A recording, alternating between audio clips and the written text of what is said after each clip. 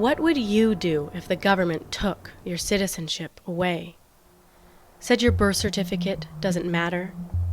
That despite being born and raised in Canada, your citizenship has never been real?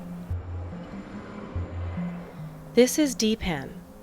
He was born in Ottawa. His parents are Canadian. They immigrated from India.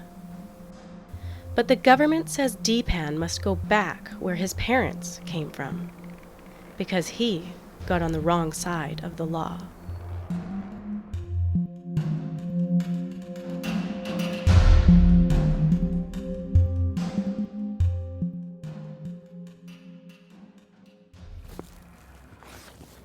Welcome to Canada, fighting deportation.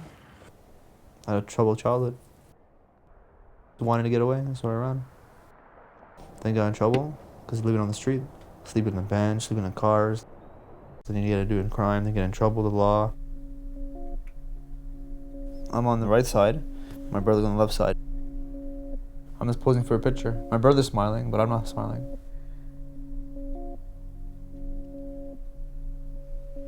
I would actually say, yeah, we did have different childhoods. He stayed with the family, I didn't. He was brought up the whole time, I wasn't.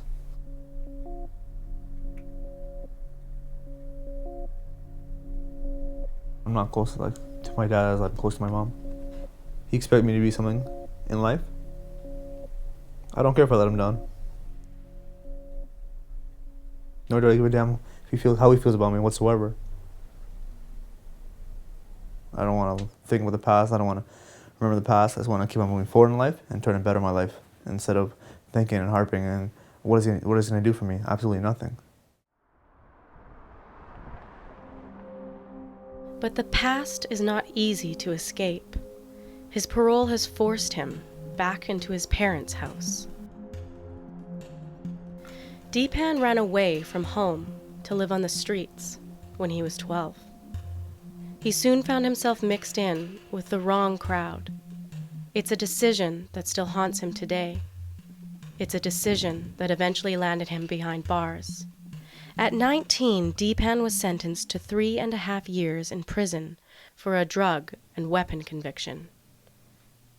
And that's when his deportation problems began. Deepan is one of the more focused clients I've ever had. He is in constant communication with me.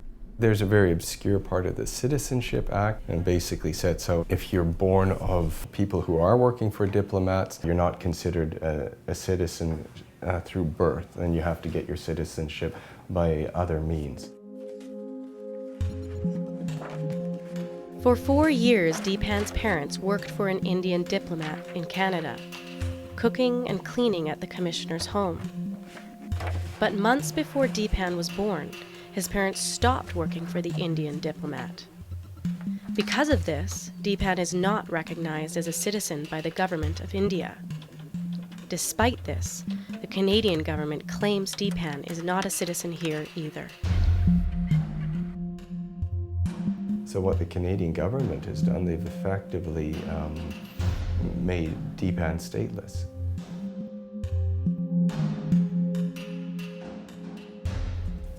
Deepan has a group of supporters, unions, NGOs, and a committee of local activists. They help publicize the case, raise funds for the cause, and organize lobbying campaigns on his behalf.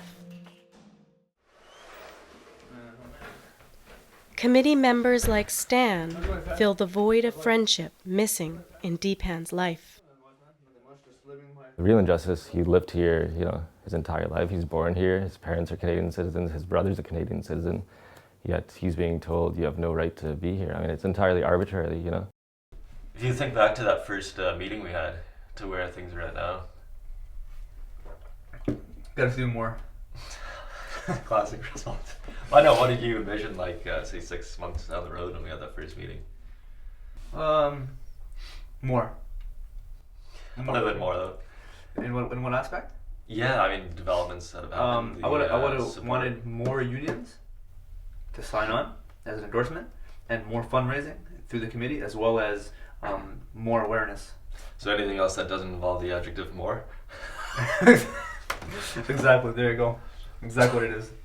You can't have emotion when you find the state. Yeah, but we all do anyway, right? But you can't hurt Yeah, release it. You gotta yeah. contain your emotions dramatically. Yeah. Because the state's so cruel and so Yeah. like they're vicious people.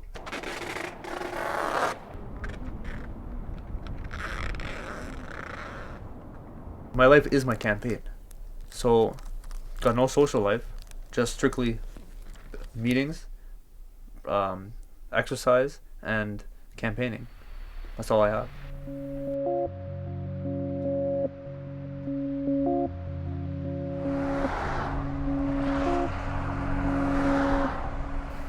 It's a condition of Deepan's parole to see a counselor.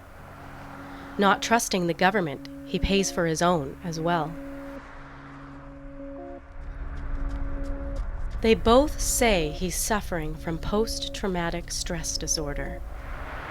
He doesn't sleep for days at a time. He doesn't eat properly. He doesn't stop. It can come from group homes, it can come from jail time, it can be coming from the immigration aspect. When I run, it helps with the frustration and anger. I'll go and just run faster and faster, and it helps with the anger and frustration because you're letting it out.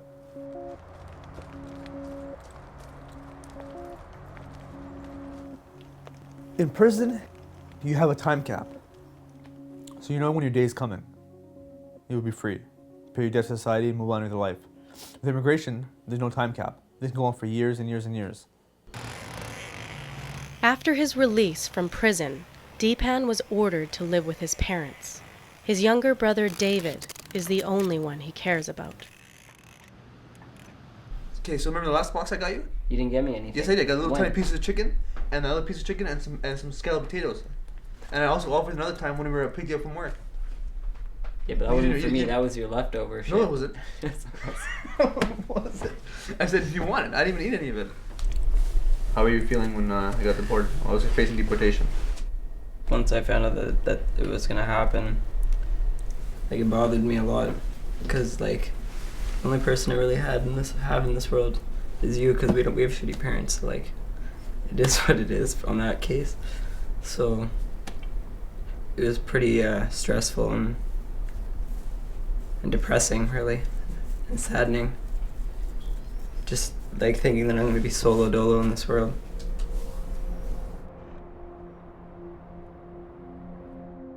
After a surprise visit from armed officers, Deepan put up 11 security cameras.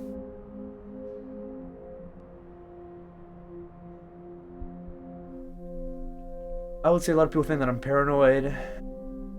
I don't trust a lot of people. Everything's on camera from outside all around the house. Used to be one blind spot in the driveway. I corrected that. I had another camera. It gives me a sense of secureness, I guess. Feels like, yeah, I have some protection here to a certain degree.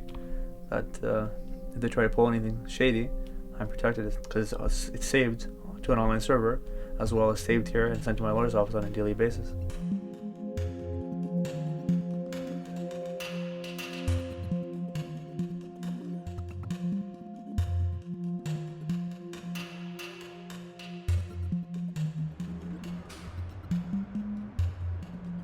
It's uncertain if Deepan's nightmare will end.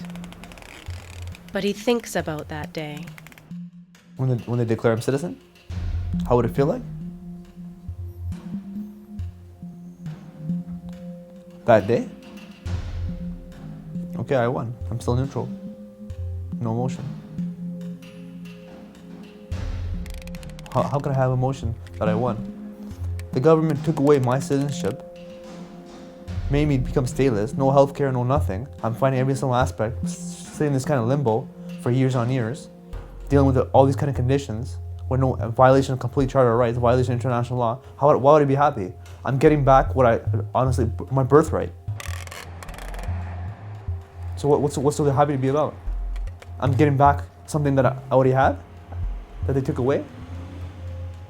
What's there to happy about? There's nothing to be happy about.